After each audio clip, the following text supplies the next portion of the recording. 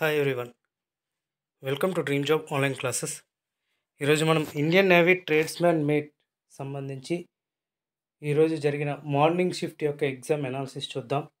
So exam ఎలా ఇచ్చారు, ఎలాంటి క్వశ్చన్స్ వచ్చినాయి, ఎగ్జామ్ ఈజీగా ఉందా లేకపోతే టఫ్గా ఉందా, ఇవన్నీ కూడా మనం చూద్దాం. ఈ వీడియో మీరు పూర్తిగా చూడండి. అలాగే మన యొక్క ఈ డ్రీమ్ జాబ్ స్టడీ ఛానల్ని సబ్స్క్రైబ్ చేసుకోండి.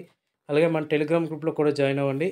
ఈ మోడల్స్ అనేది చాలా చాలా ఇంపార్టెంట్. సో రేపు జరగబోయే చార్జ్మెంట్ ఎగ్జామ్కైనా, ఈరోజు ఈవినింగ్ జరిగే ఎగ్జామ్స్కైనా, ప్రతి ఎగ్జామ్స్ కూడా ఇంపార్టెంట్ అనమాట.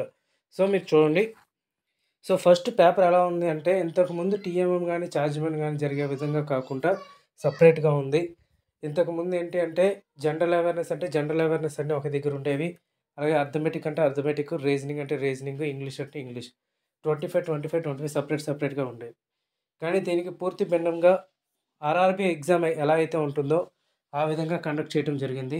సో ఆర్ఆర్బీ అయితే ఎలా కండక్ట్ చేస్తారంటే, ఫస్ట్ సపోజ్ ఒకటి క్వశ్చన్ అర్థమెటిక్ ఇచ్చాడంటే, తర్వాత జనరల్ సైన్స్, తర్వాత రీజనింగ్, తర్వాత జనరల్ నాలెడ్జ్, ఆ విధంగా ఒక లైన్ అనేది ఫాలో అవ్వకుండా అది కండక్ట్ అవుతుంది అన్నమాట.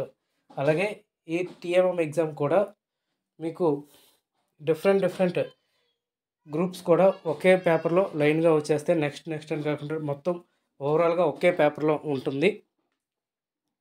సో దీనికి నో సపరేట్ సెక్షన్ అనమాట. ఎటువంటి సపరేట్ సెక్షన్ అనేది ఉండదు. అన్నీ మిక్సింగ్ క్వశ్చన్స్ వస్తాయి. క్వశ్చన్స్ అన్నీ కూడా మిక్సింగ్గా ఉంటాయి అన్నమాట. జీకే వచ్చేసరికి మోడరేట్గా ఉంది. అంటే అంత కష్టం అయితే కాదు. మీరు చదివినయే మ్యాక్సిమం రిపీట్ అవుతాయి. సో రీసెంట్గా జరిగిన డిఫెన్స్ సంబంధించి కరెంట్ అఫైర్సే అడుగుతున్నారు. ఇవే క్వశ్చన్స్ వస్తున్నాయి. రీజనింగ్ వచ్చేసరికి figure analogy, coding, decoding, analysis, తర్వాత సినానిమస్, ఇవే వస్తున్నాయి అన్నమాట. నెక్స్ట్ ఇంగ్లీష్ వచ్చేసరికి సినానిమస్, ఎనానిమస్, తర్వాత one word substitutions, dictionary words, articles, fill in the blanks ఇవి వస్తున్నాయి. సో ఇందులో చూద్దాం. అర్థమెటిక్ వచ్చేసరికి బాడ్మాస్ రూల్లో 2 క్వశ్చన్స్ అడిగారు. సో అర్థమెటిక్ ఆపరేషన్స్ అంటే ప్లస్, మైనస్, ప్లస్ బదులు ఇంకోటి అలా వచ్చే ఉంటాయి కదా, అవి ఒక క్వశ్చన్ అడిగారు. ఎల్సిఎం అండ్ హెచ్సిఎఫ్ ఒకటి అడిగారు. Profits and loss 2, simplifications 2 questions, simple interest, compound interest 1 question అడిగారు. హైట్స్ అండ్ డిస్టెన్స్ అయితే ఎక్కువగా అడిగారు. షిప్స్ నుంచి ఒక యాంగిల్లోకి వెళ్ళేటప్పుడు ఎలా ఉంటుంది ఏంటి అనేది 2 క్వశ్చన్స్ అడిగారు. నెక్స్ట్ డయాగ్రామ్ రిలేటెడ్ క్వశ్చన్స్ కూడా అడిగారు సపరేట్గా ఈసారి. అండ్ రేషియోస్ అండ్ ప్రపోర్షన్స్ కూడా అడిగారు. అండ్ రీజనింగ్ వచ్చేసరికి ఎనాలజీ, అలాగే డిస్టెన్స్ సంబంధించి, తర్వాత డైరెక్షన్ సంబంధించి కూడా క్వశ్చన్స్ అడిగారు. ఒకటి సీటింగ్ అరేంజ్మెంట్ ఒక క్వశ్చన్ అడిగారు. తర్వాత ఇందులోనే అర్థమెటిక్లోనే పర్సంటేజెస్ కూడా క్వశ్చన్స్ వచ్చినాయి.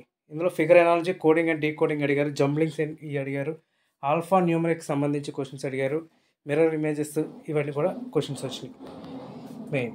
ఇందులో నెక్స్ట్ వచ్చేసరికి ఇంగ్లీష్ వచ్చేసరికి చాలా వరకు ఎవరైతే 10th క్లాస్లో బాగా ప్రిపేర్ అయ్యారో వారైతే ఈజీగా అటెంప్ట్ చేసే విధంగా క్వశ్చన్స్ అయితే ఉన్నాయి.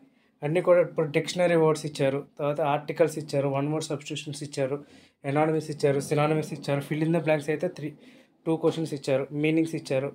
తర్వాత యాక్టివ్ వాయిస్ ప్యాసివ్ వాయిస్గా మార్చడం, ప్యాసివ్ వాయిస్ని ఇలా ఇచ్చారు, డైరెక్ట్ ఇండైరెక్ట్ స్పీచ్ ఇచ్చారు. ఇలాంటి క్వశ్చన్స్ అయితే వచ్చినాయి ఇంగ్లీష్లో. అండ్ నెక్స్ట్ జీకేలో కరెంట్ అఫైర్స్ అయితే 3 మార్క్స్కి ఇచ్చారు. ఇందులో నెక్స్ట్ లొకేషన్ సంబంధించి ఇచ్చారు. డ్యామ్స్ రిజర్వాయర్స్ సంబంధించి ఇచ్చారు. తర్వాత నేషనల్ పార్క్స్ ఒక క్వశ్చన్ ఇచ్చారు. తర్వాత హెడ్ క్వార్టర్స్ సంబంధించి ఒక క్వశ్చన్ ఇచ్చారు. ఇలాంటివన్నీ కూడా వచ్చాయి. లాంగ్వేజెస్, కరెన్సీస్ నుంచి 2 క్వశ్చన్స్ వచ్చినాయి. ఇవి టోటల్గా మార్నింగ్ షిఫ్ట్ సంబంధించి అనాలిసిస్ పేపరు. సో ఎవరైతే నెక్స్ట్ షిఫ్ట్లకి ఎలా చేస్తున్నారో మీకు తెలిసిన జీకే బిట్స్ కింద కామెంట్లో రాయండి. మార్నింగ్ షిఫ్ట్ ఎవరైతే రాశారో వాళ్ళందరూ కూడా జీకే బిట్స్ కింద కామెంట్లో చేయండి. ఎందుకంటే నెక్స్ట్ షిఫ్ట్ వాళ్ళకి యూజ్ అవుతాయి. ఓకే, ఒకవేళ సెకండ్ షిఫ్ట్లో చూస్తే వాళ్ళు కూడా రాయండి. ఏ షిఫ్ట్ వాళ్ళు చూస్తే ఆ షిఫ్ట్ వాళ్ళు మీకు ఎన్ని క్వశ్చన్స్ మీకు తెలిసిన ఉన్నాయో కింద కామెంట్లో ఎంటర్ చేస్తే అది మీకు గుర్తుంటుంది, మీరు వేరే వాళ్ళకి హెల్ప్ చేసినట్టు కూడా ఉంటుంది. Okay friends, thank you very much and all the best.